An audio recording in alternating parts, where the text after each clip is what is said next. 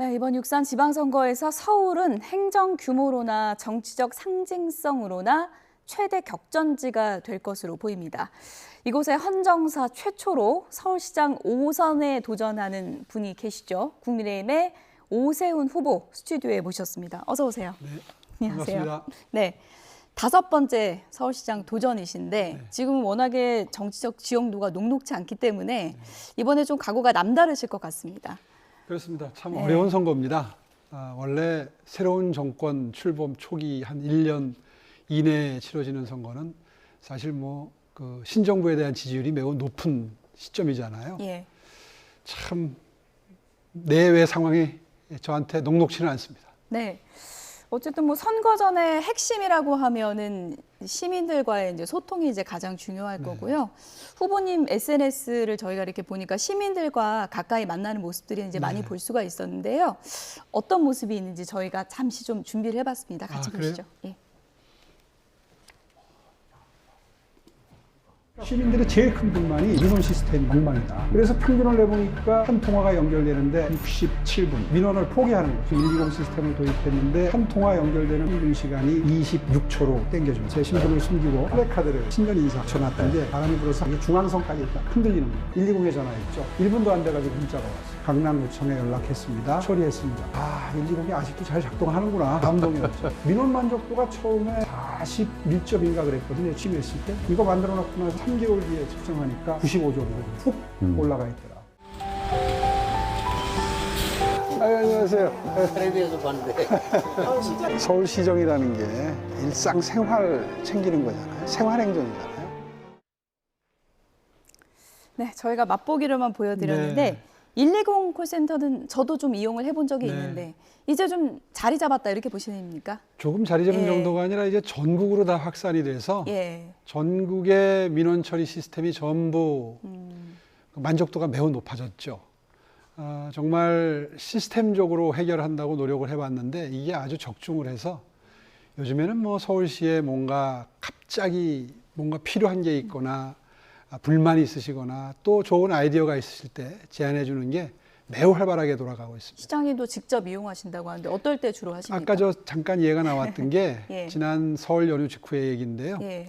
하여튼 볼일 보고 다시 돌아오다 보니까 신고 120에 전화한 다음에 한 1시간 반 만에 이미 그 한쪽이 끊겨서 중앙선으로 펄럭이고 있던 플래카드가 벌써 제거되고 없더라고요.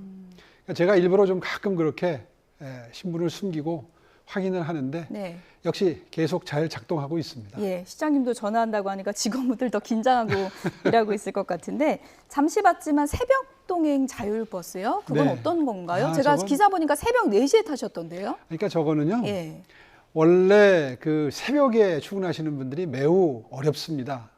왜냐하면은 빌딩 청소하시는 분들이나 이런 분들이 많으신데 다른 분들 출근하기 전에 청소를 마치고 나오셔야 되거든요. 그러다 보니까 이제 동트기 전에 가서 일을 하셔야 되는데 그때는 버스가 운행을 하지 않습니다. 그러다가 마침 이 자율주행 버스, 예. 그러니까 최첨단 과학기술이 적용됐는데 이거를 여기에 쓰면 되겠다. 왜냐하면 버스 기사 노조에서 반대하거든요. 이 첫 출근 시간 앞당기는 거를. 예. 이제 그래서 해봤는데 너무너무 요긴하게들 쓰고 계시죠. 예. 서울 시민들의 생활의 질을 높이기 위한 노력들 그런 모습을 이제 약자와의 동행 예. 정책들을 여러 가지를 하면서 저희가 서울시가 동행 매력 특별시 이게 슬로건인데 예. 그 약자와의 동행 정신이 아주 잘 구현된 사례로 지금 보여주신 것 같습니다. 네. 어쨌든 선거는 현실이잖아요. 네. 상대편이 정원호 후보입니다. 이른바 명픽 후보잖아요. 네. 정원호 후보 개인적으로는 어떻게 평가하십니까? 그동안에 성동구청장으로서 잘한 구청장이신 건 분명한데 최근 들어서 시장 선거에 나오시고 나서 조금 변하신 것 같아요. 어떻게 변했습니까? 일단 서울시가 하고 있는 주택 정책이나 여러 가지 정책들을 잘 아시거든요. 그리고 그 전에 박 시장님 때 389군데 구역 지정을 취소해서 물량을 전부 재건축 물량, 재개발 물량을 없애버리는 바람에 지금의 이 주택난이 생긴 거 다 잘 알고 계시거든요. 근데 절대로 인정을 안 하세요. 옛날에 안 그러셨거든요. 예. 아마 선거를 치르다 보니까 그럴 수밖에 없다는 건 이해는 가지만 그렇게 되면 이제 왜곡이 생깁니다. 잘못된 걸 인정할 때 새로운 정책에 대한 진심이 나올 수 있는 건데 잘못한 거를 인정 안 한 상태에서 나는 당신보다 더 잘할 수 있다. 이제 이렇게 말씀하시니까 아, 저분이 진심이신가? 그렇다면 앞으로 지금 잘 진행되고 있는 재건축, 재개발 물량이 과연 순항할 수 있을 것인가? 여기에 대해서 많은 그 관계되는 시민들이 예. 불안해하시는 거죠. 이른바 명픽 후보, 그러니까 지금 대통령 지지율도 상당히 높기 때문에 그런 부분은 부담 안 되십니까? 이제 그런 게 부담이죠. 그런데 한편 또 대통령께서 지금 마음이 너무 이 주택 문제 해결하는 데에는 급하신 것 같아요. 지금 집을 가지고 있으려고 하는 분한테는 보유세가 늘고 있고요. 공시지가가 20% 가까이 늘었지 않습니까? 당연히 세금도 늘겠죠. 또 집을 팔려고 하면은 실거주 의무가 예. 부담이 되기 때문에 예. 전 월세 물량이 대폭 줄어들어서 전세 물량은 뭐 거의 지금 찾아보기가 어렵고요. 어느 단지나 한 개 있거나 없거나 그렇습니다. 월세는 폭등하고 있고요. 그건 뭐 통계 수치로 다 나옵니다. 또 팔려고 하는 분은 양도소득세를 또 많이 물리겠다고 해서 지금 물량 짜내기를 하고 계시는 중인데 이건 선거 때까지 단기요법에 불과하고 장기적으로는 가격을 매매가구, 전세가구 다 올리는 효과를 낼 수밖에 없는 예. 정말 이거는 미봉책이거든요. 또 살려는 분들도 담보, 은행 대출이 예. 다 묶여 있어서 극도로 제한돼 있어서 예. 돈 현금 쌓아놓은 분 아니면 집을 사기가 어렵습니다. 이렇게 주택시장이 매우 어려운데 정원호 후보가 여기에 대해서 입 바른 소리를 못하는 거죠. 지금 세금 얘기하셔서 정원호 후보가 어제 이제 장특공에 대해서 실거주 1주택은 지금 이제 면제하는 거 유지하고 비거주는 좀 상세한 기준을 나눠서 하면 된다 이런 입장을 밝혔거든요. 그건 어떻게 들으셨습니까? 나중에 법을 만들 때 보십시오. 그 구분이 현실적으로 정말 쉽지 않은 게 그 동기를 파악해야 되잖아요. 어쩔 수 없는 이유 때문에 예를 들어서 아이들 학교 문제나 직장 문제나 이런 것 때문에 옮겨가야지 되는데 제한을 받는다. 이런 게 전부 왜곡이 되는 거거든요. 그거를 어떻게 다 한 분 한 분의 사정을 다 객관적으로 재판하듯이 하겠습니까? 아마 큰 틀에서의 기준을 정할 수밖에 없을 터인데 예. 이제 그렇게 되면 많은 선의의 피해자들이 나올 수 있다는 걸 대통령도 아시고 정원 후보도 아십니다. 후보님은 비거주도 면제해야 그렇기 된다. 때문에 거주나 보유를 동등하게 40%씩 지금 세금 감면을 해주는 시스템이 예. 계속 유지되는 게 꼭 필요하다고 보는 것이 법적 안정성을 해야 하는 겁니다. 그러니까 지금 만들어진 제도를 믿고 그 다음에 재산 계획을 세우고 거주 계획을 세웠던 분들이 지금 전부 정부가 갑자기 기준을 바꾸는 것 때문에 혼란에 빠지고 밤잠 못 주무시거든요. 어제 정원 후보가 주택 공급 관련해서는 이 부분을 좀 강조했습니다. 그러니까 오세훈 시장이 이제 계속 해오신 건데 빌라 같은 거는 금방 짓지 않냐, 빌라 공급은 왜 못했냐 이렇게 좀 반박을 했거든요. 그것도 10년 동안 구청장 하시면서 잘 아시는 사안인데 적반하장으로 책임을 미루는 거죠. 사실 빌라 같은 게 왜 공급이 축소가 됐습니까? 다 기억하시겠지만 깡통 전세 사기 때문입니다. 이 사건 이후로 젊은 사람들이 빌라를 멀리 합니다. 혹시라도 전세 사기 당할까 봐. 근데 그 판단 때문에 수요가 줄어들게 되면 공급하는 민간 사업자들이 공급이 분양이 안 될 테니까 짓지를 않는 거죠. 그래서 서울시가 할 수 있는 일은 용적률 인센티브를 드린다든가 인허가 때 빨리빨리 처리해 드린다든가 하는 이런 행재정적인 지원을 하는 것인데 최대한 그렇게 해도 분양이 자신이 없으면 투자 안 하는 겁니다. 그렇기 때문에 지난 몇 년 동안 빌라 공급이 줄어들었는데 이런 사정을 정원 후보가 모르지 않습니다. 그런데 시침 뚝 따고 그 오세훈 시장 책임이다. 더군다나 러우 전쟁이 22년도 2월 달에 발발했거든요. 그 이후에 원자재 값이 폭등하면서 또 더 이 건설업자들이 위축이 됐거든요. 이거 다 아시면서 갑자기 선거 나오니까 결과적으로 오 시장 책임이다. 선거운동을 지금 그렇게 하고 계시는 겁니다. 예. 양자 토론도 제가 어제 정원호 후보께 여러 차례 질문을 드렸는데 결과적으로는 좀 보류다 이런 입장을 밝히셨어요. 그 부분은 어떻게 들으셨습니까? 말끝을 흐리시죠. 예. 이게 관훈 토론이 발단이 됐습니다. 관훈 토론은 원래 두 사람을 불러놓고 맞짱 토론을 시키고 싶었어요. 예. 근데 끝끝내 그거는 안 하겠다. 그거 하자고 그러면 아예 따로따로 부르는 것도 저희는 뭐 재검토하겠다. 이렇게 나오는 바람에 결국에는 어저께 추첨을 했을 겁니다. 해서 따로따로 하는 걸로 결정이 됐는데요.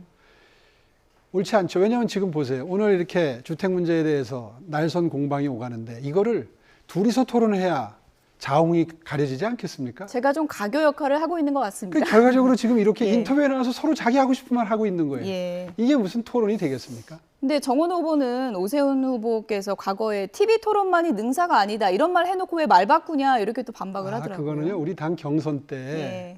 윤희숙 후보께서 저하고 그 토론을 하자고 그랬는데 이분들이 미처 준비가 안 된 상태에서 각 분야별 공약이 거의 없었어요. 아주 지엽적인 공약 하나 내놓고 2개 내놓고 토론하자고 하니까 그러면은 공약부터 내놓고 하자 이렇게 얘기했던 거를 지금 악용하고 계시는 건데요. 지금 정원호 후보는 공약 많이 분야별로 내놓으셨어요. 저도 많이 내놨어요. 이제는 토론할 때가 됐죠. 예. 어쨌든 두 분이 뭐 토론회에서 만날 일이 곧 있을 것 같긴 한데 두 분이 어떤 얘기할지 저도 좀 관심 있게 지켜보겠습니다.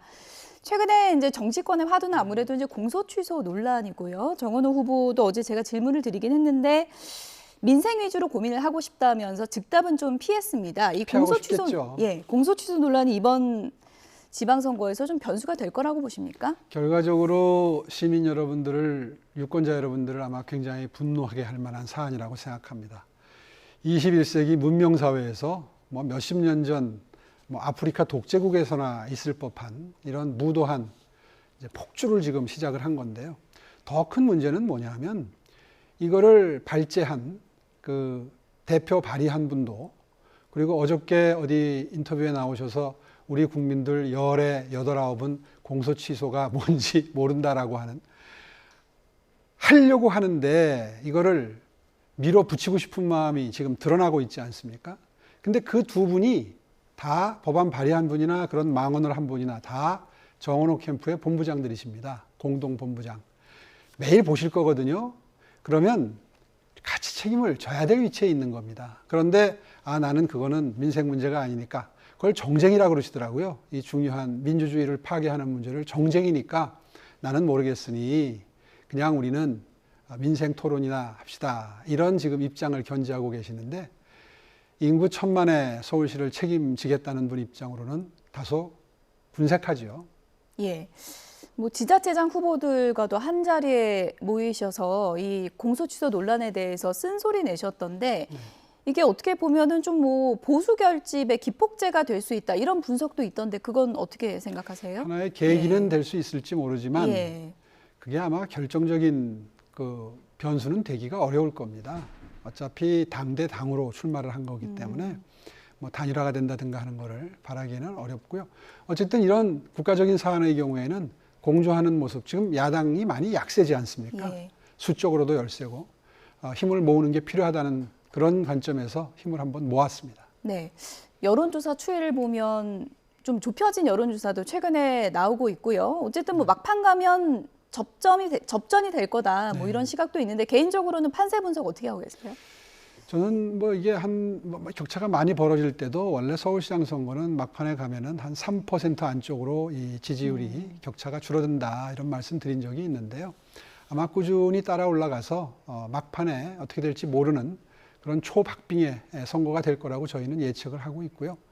유권자 여러분들의 한 표 한 표가 세상을 바꾼다 하는 부탁의 말씀 꼭 드리고 싶습니다. 초박빙이 될 거다 이렇게 예측을 해주셨는데 그래서 이제 개혁신당 후보와는 뭐 연대가 될 수도 있지 않냐 이런 또 시각도 있잖아요. 그 가능성은 어느 정도라고 보세요? 글쎄 뭐 현실적으로 그 가시화된 움직임은 아직은 없습니다. 네, 아직은 단일화 계획은 없다. 네, 그렇습니다. 예.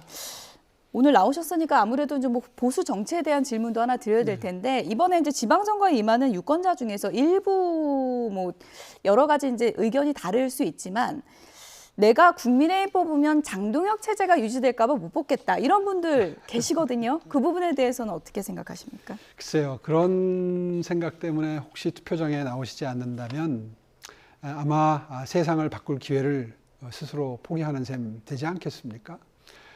서울시도 중요하고 나라도 중요하고 다 중요한데요.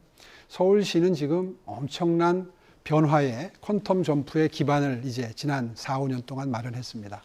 제가 뭐 오손 도전이라고는 하지만 10년 쉬고 지난 5년이랬거든요. 이제 재선 도전하는 거나 마찬가지입니다. 사실상 4, 5년 일해서 많은 변화를 만들긴 어렵고요.